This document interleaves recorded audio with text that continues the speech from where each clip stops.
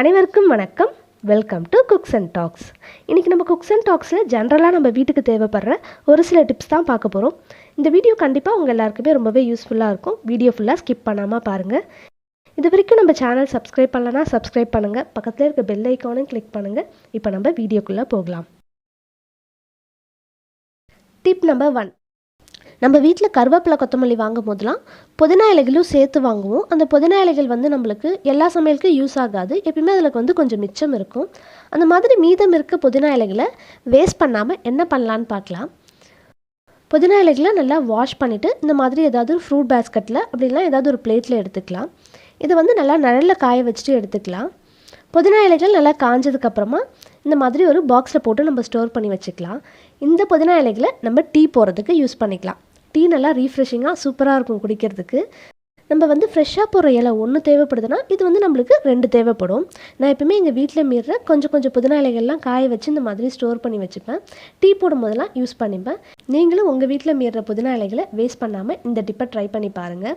இந்த ரீஃப்ரெஷிங்கான டீயோட நம்ம அடுத்த டிப்ஸ்க்கு போகலாம். Tip number 2. நம்ம வீட்டில் ரெகுலராக யூஸ் பண்ணிகிட்ருக்க கத்திரிக்கோலில், கிச்சனில் யூஸ் பண்ணிகிட்ருக்க கத்திரிக்கோல்லாம் நம்மளுக்கு அடிக்கடி ஷார்ப்னஸ் போயிட்டு சரியாக கட் பண்ண முடியாது. அந்த மாதிரி இருக்க கத்திரிக்கோல்லாம் ஷார்பன் பண்ணுறதுக்காக ஏதாவது ஒரு பாட்டிலில் அப்படின்னா ஏதாவது ஒரு பாத்திரத்தில் கத்திரிக்கோலோட சைஸ்க்கு தகுந்த மாதிரி கல்லுப்பு எடுத்துக்கலாம். அதுக்குள்ளே கத்திரிக்கோலை வச்சுக்கலாம். வச்சுட்டு கத்திரிக்கோலால் உப்பை கட் பண்ணுற மாதிரி ஓப்பன் பண்ணி க்ளோஸ் பண்ணுற மாதிரி செய்யும்போது கத்திரிக்கோல் நல்லா உப்போடு உறைஞ்சி ஷார்ப்பாக ஆரம்பிக்கும். இந்த மாதிரி பண்ணுறதால ஷார்ப்னஸ் இல்லாத கத்திரிக்கோல் நல்லா ஷார்ப் ஆகிட்டு நம்ம கட் பண்ணுற பொருளெல்லாம் ஈஸியாக கட் பண்ணிடலாம். Tip number 3. இப்போ நம்ம பார்க்க போகிற டிப்ஸ் பன்னீரை ரொம்ப நாளைக்கு ஃப்ரெஷ்ஷாக இருக்க மாதிரி எப்படி ஸ்டோர் பண்ணி வைக்கலாம் தான் பார்க்க போகிறோம். எனக்கு பன்னீர் 2 or 3 பீசஸ் தான் டெய்லி தேவைப்படும் குழந்தைக்கு ரோஸ்ட் பண்ணி கொடுக்கறதுக்காக. பன்னீரை ஒன்ஸ் நம்ம கவர்லேருந்து பிரிச்சிட்டோன்னா அதை அப்படியே நம்ம ஸ்டோர் பண்ணி வைக்க முடியாது. பன்னீர் ஹார்டாகிடும், அதே மாதிரி சீக்கிரமாக வீணாகிடும். அதை ஸ்டோர் பண்ணி வைக்கிறதுக்காக இந்த மாதிரி ஒரு பாக்ஸில் பன்னீரை வச்சுக்கலாம். அதில் பன்னீர் முழுகிற அளவுக்கு தண்ணி சேர்த்துக்கலாம். தண்ணி சேர்த்ததும் இதை அப்படியே நம்ம மூடி எப்பயுமே நம்ம ஃப்ரிட்ஜில் ஸ்டோர் பண்ணுற மாதிரி ஸ்டோர் பண்ணி வச்சுக்கலாம். இந்த தண்ணியை மட்டும் 2 நாளைக்கு ஒரு தடவை மாற்றிக்கோங்க. அதே மாதிரி பன்னீரை யூஸ் பண்ணுறதுக்கு முன்னாடி கொஞ்ச நேரம் போல் வெளியில் வச்சுட்டு அதில் இருக்க தண்ணிலாம் வடிஞ்சதுக்கப்புறமா யூஸ் பண்ணிக்கோங்க. Tip number 4. நம்ம வீட்டில் யூஸ் பண்ணிகிட்ருக்க தேன் ஒரிஜினல் தேனான்னு தெரிஞ்சுக்கிறதுக்காக என்ன செய்யலான்னு பார்க்கலாம். நான் இப்போ 1 ஸ்பூன் அளவுக்கு எங்கள் வீட்டில் யூஸ் பண்ணிகிட்ருக்க தேன் எடுத்திருக்கேன். இதை ஒரு பவுலில் சேர்த்துக்கலாம். கூடவே 1 கிளாஸ் அளவுக்கு வெதன்னு இருக்க தண்ணி சேர்த்துக்கலாம். தண்ணி கொஞ்சம் குடிக்கிற சூடு இருக்க அளவுக்கு சேர்த்துக்கலாம். தண்ணி சேர்த்ததும் இந்த பவுலை நம்ம அலசுற மாதிரி ஷேக் பண்ணலாம். இந்த மாதிரி ஷேக் பண்ணும்போது நம்ம சேர்த்த தேனில் தேன் கூடோட ஷேப் நமக்கு தெரியும். அதே மாதிரி தண்ணி சேர்க்கும் போதே கவனிச்சிருப்பீங்க, தேன் சட்டுன்னு தண்ணியில் கரைஞ்சிருக்காது. இந்த மாதிரி தேன் சட்டுன்னு தண்ணியில் கரையாமல் அதில் தேன் கூடோட ஷேப் நமக்கு தெரிஞ்சதுன்னா நம்ம யூஸ் பண்ணிகிட்ருக்க தேன் ஒரிஜினல் தேன். நீங்களும் இந்த டிப்ஸை ட்ரை பண்ணி பாருங்கள். Tip number 5. நம்ம வாங்குகிற ரவை நம்மளுக்கு ரேராக தான் யூஸ் ஆகும்.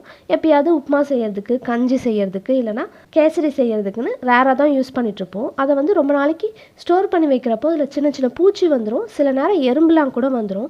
அந்த மாதிரிலாம் வராமல் இருக்கிறதுக்காக ரவையை வாங்கினதும் ஒரு 2 நிமிஷம் போல் இந்த மாதிரி வறுத்துக்கலாம்.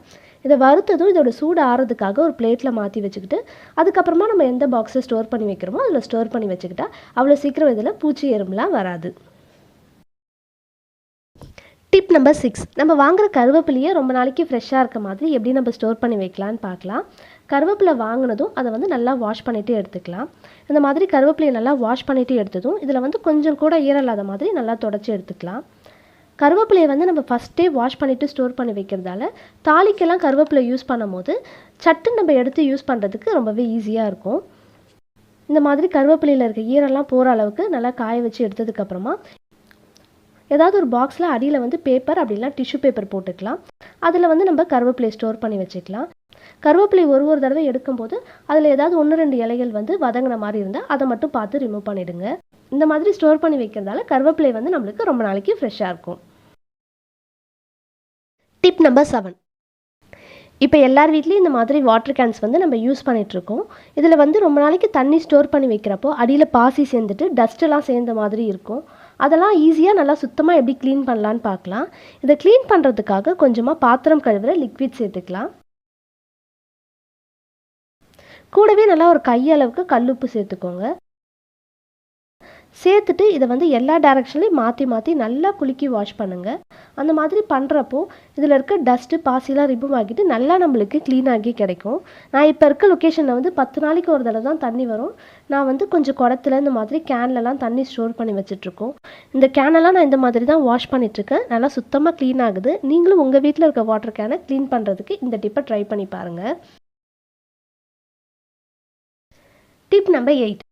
நம்ம வாங்குகிற பூண்டை ரொம்ப நாளைக்கு சொத்தை பிடிக்காத மாதிரி எப்படி நம்ம ஸ்டோர் பண்ணி வைக்கலான்னு பார்க்கலாம்.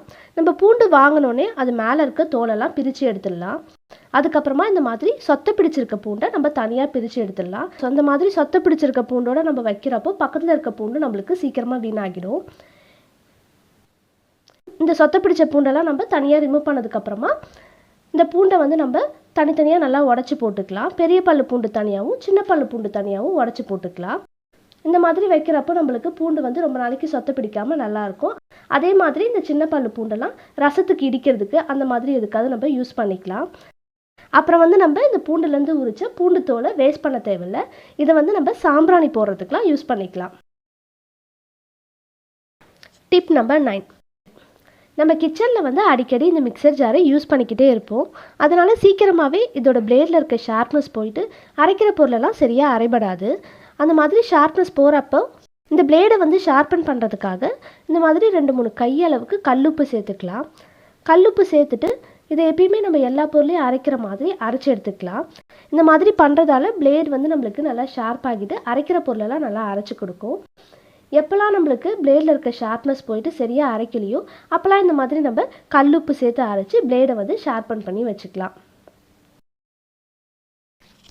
Tip number 10. நம்ம மதியம் வடிக்கிற சாதத்தை நைட்டுக்கு அப்படியே சில்லுன்னு சர்வ் பண்ணும்போது சரியாக சாப்பிட மாட்டாங்க. அதுவே நம்ம அதை சூடு பண்ணி கொடுக்குறப்போ நல்லா சாப்பிடுவாங்க, நிறையாவும் சாப்பிடுவாங்க. நம்ம வந்து குழம்பு சூடு பண்ணுற மாதிரியே சாதத்தையும் எப்படி சூடு பண்ணலான்னு பார்க்கலாம். இது சூடு பண்ணுறதுக்காக இந்த மாதிரி ஸ்டவ்வில் வந்து இட்லி பாத்திரம் வச்சுருக்கேன். அதில் பிளேட்டில் துணி போட்டு வச்சுருக்கேன். நம்ம வந்து எண்ணெய் தடவி ஊற்றுற பாத்திரமாக இருந்தாலும் துணி போட்டு வச்சுக்கலாம், இல்லைனா சாதம் வந்து பிளேட்டில் ஒட்டிக்கும். இந்த மாதிரி சாதம் ஃபுல்லாக வந்து பிளேட்டில் வச்சதுக்கப்புறமா இதை வந்து நம்ம மூடி 1 நிமிஷம் போல் ஸ்டீம் பண்ணி எடுத்துக்கலாம். இப்போ நான் வந்து 1 நிமிஷம் போல் சாதத்தை சூடு பண்ணி எடுத்துருக்கேன்.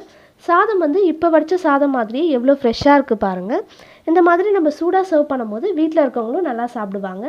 நீங்களும் வந்து மதியம் மீந்த சாதத்தை சூடு பண்ணுறதுக்கு இந்த டிப்பை ட்ரை பண்ணி பாருங்கள். இப்போ நான் எங்கள் வீட்டில் யூஸ் பண்ணிகிட்ருக்க ஒரு சில டிப்ஸ் தான் உங்கள் கூட ஷேர் பண்ணிக்கிட்டேன். இன்னும் சில டிப்ஸ்லாம் நம்ம இன்னொரு வீடியோவில் பார்க்கலாம். இப்போ நம்ம பார்த்த டிப்ஸில் எந்த டிப்ஸ் உங்களுக்கு யூஸ்ஃபுல்லாக இருந்ததுன்றதை கமெண்ட் செக்ஷனில் சொல்லுங்கள். உங்களோட வேல்யூபிள் ஃபீட்பேக் எனக்கு ரொம்பவே மோட்டிவேட்டிங்காக இருக்கும். இந்த வீடியோ உங்களுக்கு பிடிச்சிருந்ததுன்னா லைக் பண்ணுங்கள், உங்கள் ஃப்ரெண்ட்ஸ் அண்ட் ரிலேட்டிவ்ஸ் கூட ஷேர் பண்ணுங்கள். Cooks and talk channel subscribe பண்ணுங்கள். ஃபர்தராக போடுற வீடியோஸ் நோட்டிஃபிகேஷன் வரதுக்காக பக்கத்தில் இருக்க பெல் ஐக்கானை கிளிக் பண்ணுங்கள். தேங்க்யூ ஃபார் வாட்சிங்.